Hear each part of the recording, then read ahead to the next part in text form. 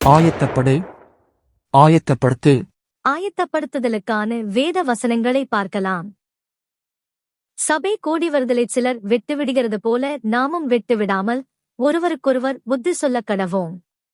நாளானது சமீபித்து வருகிறதை எவ்வளவாய் பார்க்கிறீர்களோ அவ்வளவாய் புத்தி சொல்ல வேண்டும். இப்படி நீ குளிருமின்றி அனலுமின்றி வெதுவெதுப்பாயிருக்கிறபடியினால் உன்னை என் வாயினின்று வாந்தி பண்ணி போடுவேன்.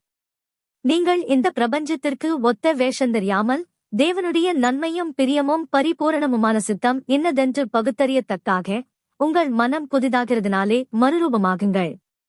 ஏனென்றால் அவர்கள் ஆரோக்கியமான உபதேசத்தை பொறுக்க மனதில்லாமல் செவித்தினவுள்ளவர்களாகி தங்கள் சுய இச்சைகளுக்கேற்ற போதகர்களை தங்களுக்கு திரளாகச் சேர்த்துக்கொண்டு சத்தியத்துக்கு செவியை விலக்கி கட்டக்கதைகளுக்கு சாய்ந்து போகும் காலம் வரும்.